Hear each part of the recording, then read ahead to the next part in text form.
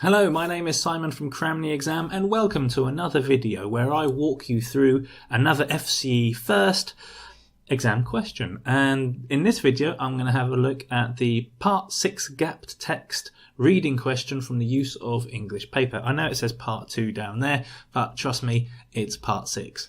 This question I've got from the excellent website flojo.co.uk. If you haven't checked out Flojo, go ahead and check it out now. There's a link to the website in the video description and the link, of course, to this exercise. The website is full of great advice for you in order to help you prepare for your FCE and in the future CAE and other English exams. Well worth 5-10 minutes of your time, so go check it out. In this video, as I said, we're going to have a look at a Part 6 gapped text question. As with all reading questions, before you start to answer the question, read through the text first. Scan through it quickly. On this course, you're going to have you will have plenty of opportunity to practice and develop your scanning skills. So you've got to be able to read through a text like this very, very quickly within, let's say, a minute or 2 minutes, scanning through, picking up the most important points.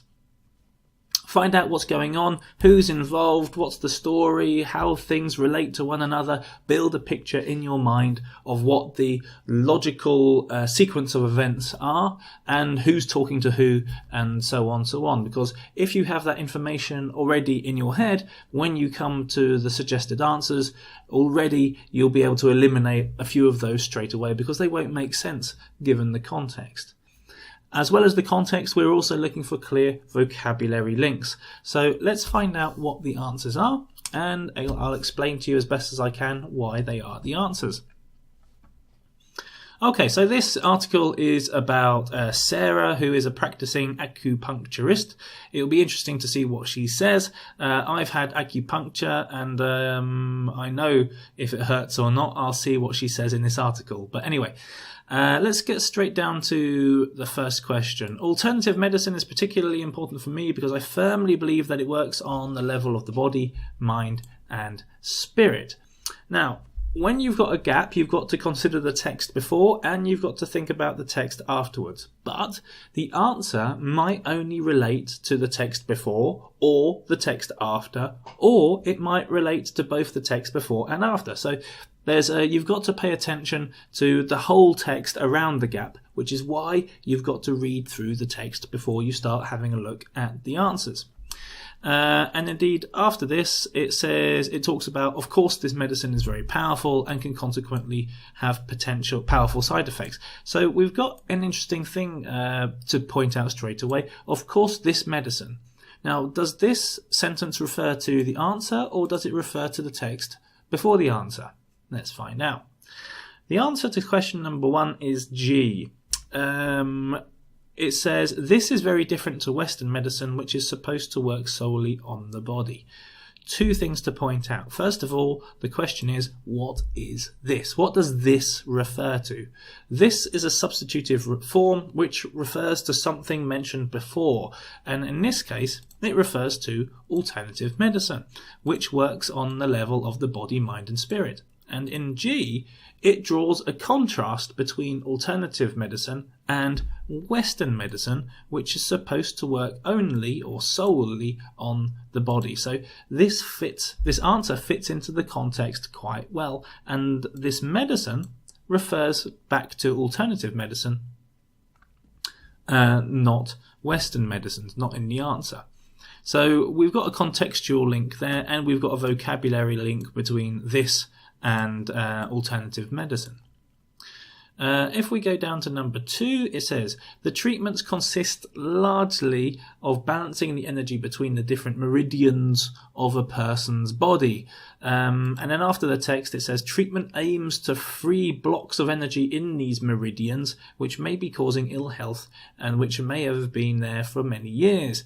So few things should be there should be a few things that you are thinking about. First of all, treatments. What are the treatments? Meridians. What are they? I mean, there's more than one. And treatment is mentioned again here. Meridian is mentioned here. You've got blocks of energy causing ill health. What could the answer be? The answer is A. These. Once again, you have to ask yourself, what are these? And these also refer to, in this case, the different meridians of a person's body. And 12. So we've got a number which is more than one. So that number refers to a plural noun, in this case, meridians. Channels perhaps could be a synonym for meridians, along which energy travels in the human body. And we've got a clear vocabulary link between energy and the human body and a person's body. So there are lots and lots of clear vocabulary links, and of course the context fits as well. It would be an odd state of affairs. In other words, strange. It would be strange. So this is a nice expression for you to use in your speaking and in your writing. If something is strange, you can say it's an odd state of affairs. It would be an odd state of affairs if a practicing alternative therapist had not had treatment themselves, and this is certainly not the case for myself. So what she's saying here, it would be strange that if a doctor didn't have this kind of treatment, hadn't experienced this treatment, and that she has. And then afterwards she says, I've never suffered particularly from physical problems, but treatment for my mental and spiritual well-being has been very successful. So no physical issues, but mental and spiritual issues there are mentioned. So what's the answer? The answer is F. She's talking about this treatment. Of course, this treatment is acupuncture, and she says that she's had it herself in this part here, and that's exactly what she says in the answer. I've had a lot of acupuncture treatment, and I found it particularly useful. And she explains, and the link to useful is the part that follows the gap. So not so useful from the physical problems, because she hasn't had the chance to use that yet, but mental and spiritual well-being, tick. I've treated a wide range of people for various conditions, for example, people suffering from stress and anxiety, and helped them to cope with stressful situations. So she's saying, okay, I've helped people with mental and spiritual problems. But after the gap, she says, there's another woman who suffers from arthritis of the hip. Well, this is a physical problem, and it talks about a second person with a physical problem. So this creates a context that perhaps number 4 is going to talk about people with physical problems. And that's exactly what we see in the answer B. Also, on a physical level, I've treated a woman for problems with eczema. So this perfectly fits the context of treating people with physical conditions, which links, of course, to the text afterwards. For question number 5, she says, I own the licentiate in acupuncture. Course lasted 3 years. And she says here, I had to go to the college about 1 weekend in 3, which might give you the idea that it isn't that much. 1 weekend in 3, there's basically once a month or once or twice a month, depending on the month. And afterwards, she says, I had a large amount of homework to do and practical work, which I did 2 or 3 evenings a week. So there's a kind of contrast here. She didn't have to go that much, but there seems to be a lot of work. Is there an answer that fits the context? Yes, there is. It's this nice sentence here. There was a lot more to it than that, though. And she explains what that extra work was. And of course, it is a reference to the course where she only had to attend 1 week in 3. For question number 6, it says, in the future, I hope to set up an alternative health clinic, which will involve myself as an acupuncturist, but perhaps other people as well. And then afterwards, she says, talks about where she would like to set it up. So we're looking for to fit the context, we're looking for some text which goes into the idea of setting up an acupuncture clinic.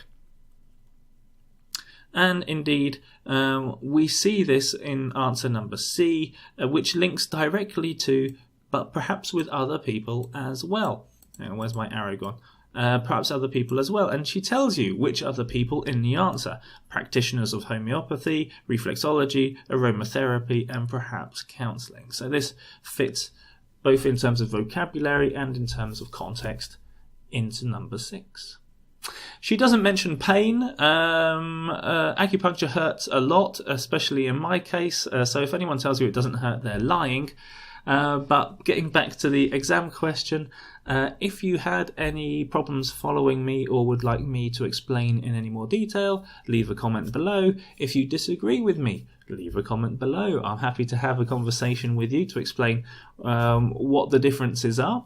And of course, if you want to check out my YouTube channel for the other videos that I've done for FCE and CAE, then please go ahead and check out my other videos.